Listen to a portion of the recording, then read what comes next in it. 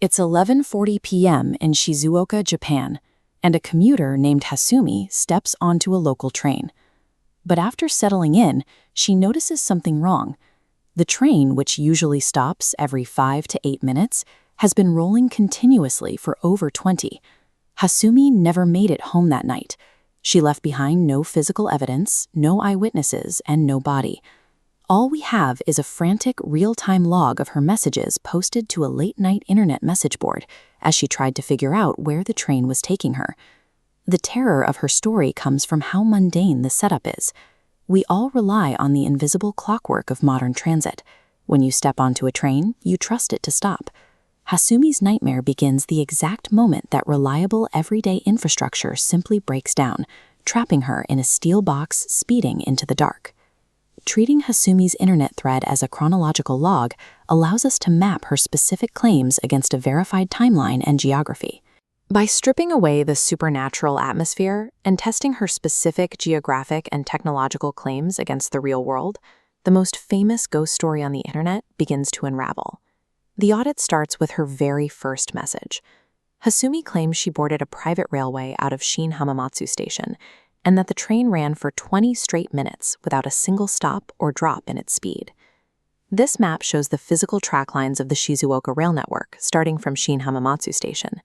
If we trace a 20-minute travel radius outward along these exact tracks, we can test her route.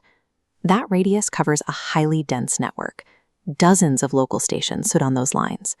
A commuter train physically cannot travel 20 minutes at speed in this grid without passing right through multiple platforms.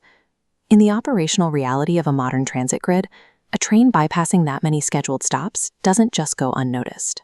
It would blow past strict scheduling blocks, immediately triggering system-wide automated fail-safes, alarms, and emergency brakes to prevent a collision with the train ahead of it.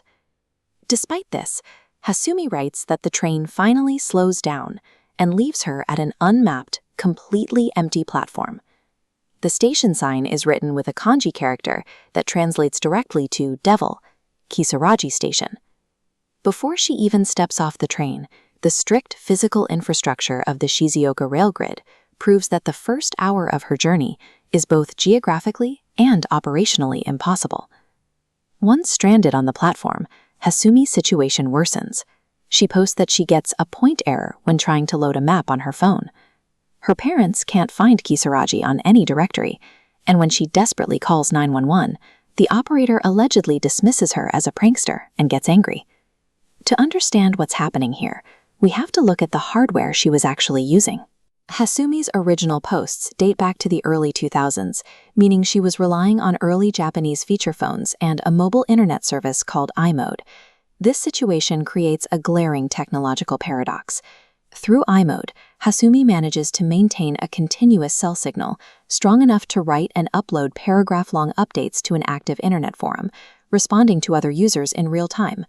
If her phone has the bandwidth to continuously push data packets to a message board, it is actively communicating with local cell towers. That data handshake directly contradicts her claim of a complete GPS failure and being totally cut off from the outside world. Then there is her interaction with the police. Hasumi claims a 911 operator got frustrated and abandoned her call.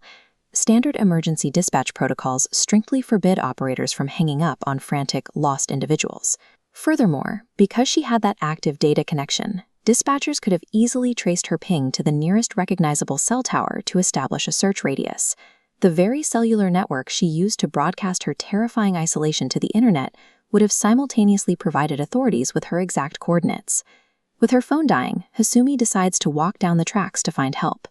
Along the way, she hears distant drums and bells, sees an old one-legged man who vanishes into thin air, and finally passes through a dark passageway named the Isuki Tunnel. She stumbles out of the Isuki Tunnel into a remote wilderness environment. It is the dead of night, pitch black, and completely overgrown. She is miles from civilization.